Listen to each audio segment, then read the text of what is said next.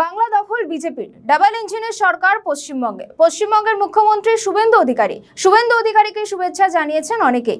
Tollywood থেকে শুরু করে একাধিক বিশিষ্ট ব্যক্তিরা সোশ্যাল মিডিয়ায় শুভেচ্ছা জানিয়েছেন প্রত্যেকেই শুভেন্দু অধিকারীকে।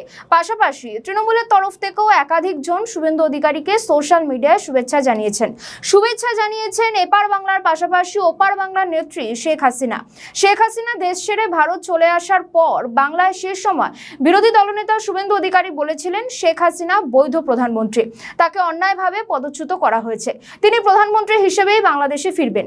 এবার বঙ্গে পালাবদলের পর সেই শুভেন্দু অধিকারীকে বিশেষভাবে শুভেচ্ছা জানালেন শেখ হাসিনা। বৃহস্পতিবার হাসিনার তরফে আওয়ামী লীগের একটি বিবৃতি জারি করে জানানো হয়েছে, পশ্চিমবঙ্গের বিধানসভা নির্বাচনে জয়ের জন্য ভারতীয় জনতা পার্টি এবং তার জয়ী প্রার্থীদের আওয়ামী লীগ ও বাংলাদেশের প্রাক্তন সরকারের তরফে শুভেচ্ছা। বিশেষ বার্তা দিয়েছেন মুখ্যমন্ত্রী শুভেন্দু অধিকারীকে। লেখা হয়েছে, পশ্চিমবঙ্গ রাজ্য বিজেপির নেতা শুভেন্দু অধিকারীকে বিশেষভাবে অভিনন্দন জানিয়েছেন জননেত্রী। আর তাতেই বিস্মিত অনেকেই। শেখ হাসিনার এই মন্তব্যে অত্যন্ত তাৎপর্যপূর্ণ, কারণ 2024 সালের পর থেকে শেখ হাসিনা ভারতেই রয়েছে। একটা সময় শেখ হাসিনার সঙ্গে মমতা বন্দ্যোপাধ্যায়ের ব্যক্তিগত স্তরে যোগাযোগ ছিল, তাদের সেই সম্পর্কে ফাটল ধরেছিল 2012 সালে তিস্তা জল চুক্তি স্বাক্ষরে মমতা বন্দ্যোপাধ্যায় বেঁকে বসায়। তার আপত্তিতে ওই চুক্তি আর হয়নি, সেই থেকে দুজনের সম্পর্কে ভাটা পড়ে। আনুষ্ঠানিকতা অবশ্য বজায় ছিল, যদিও 2021-এ মমতা বন্দ্যোপাধ্যায় ফের বাংলার মুখ্যমন্ত্রী হলে হাসিনার তাকে শুভেচ্ছা জানাননি। অন্যদিকে 2024-এ হাসিনা ফের প্রধানমন্ত্রী হওয়ার পর শুভেচ্ছা জানাননি মমতা। যদিও এবছর ফেব্রুয়ারিতে বাংলাদেশে বিএনপি ক্ষমতাসীন হওয়ার পর ওই দলের চেয়ারম্যান তারেক রহমানকে শুভেচ্ছা জানান মমতা। এমনকি গত বছর দিল্লিতে কর্তব্যরত বাংলাদেশের হাই কমিশনার রিয়াজ হামিদুল্লাহর সঙ্গে সৌজন্য সাক্ষাতের সময় মমতা বন্দ্যোপাধ্যায় বাংলাদেশের তৎকালীন প্রধান উপদেষ্টা মোহাম্মদ ইউনূসকেও শুভেচ্ছা জানান। বাংলাদেশে আওয়ামী লীগের বর্তমানে কার্যক্রম নিষিদ্ধ রয়েছে, অনেকদিন ধরে নিষিদ্ধ রয়েছে। বিএনপি সরকার ক্ষমতায় আসার পর বলেছিল যে আওয়ামী লীগকে নিষিদ্ধ করবে না বা কোনো দলকে তারা নিষিদ্ধ ঘোষণার পক্ষে রাজি নয়, কিন্তু আমরা দেখতে পাচ্ছি যে বিএনপি আওয়ামী লীগকে নিষিদ্ধ করে দিয়েছে।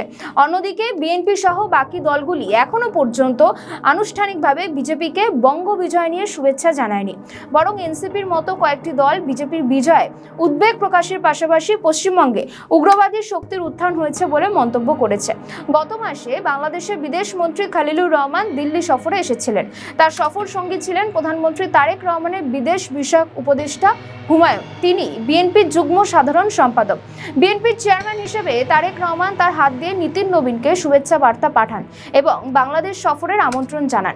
এর আগে বিজেপির সভাপতি নীতিন নবীন বাংলাদেশের প্রধানমন্ত্রী এবং বিএনপির চেয়ারম্যান হওয়ায় তারেক রহমানকে শুভেচ্ছা জানিয়েছিলেন। এখন দেখা শেখ হাসিনা কি আবারও বাংলাদেশে ফিরতে পারবে, কারণ নেত্রী ভারতে বসেই তার দলের কর্মীদেরকে বলেছেন যে যথেষ্ট অ্যাক্টিভ হতে, মাঠে নামতে, লড়াই জারি রাখতে।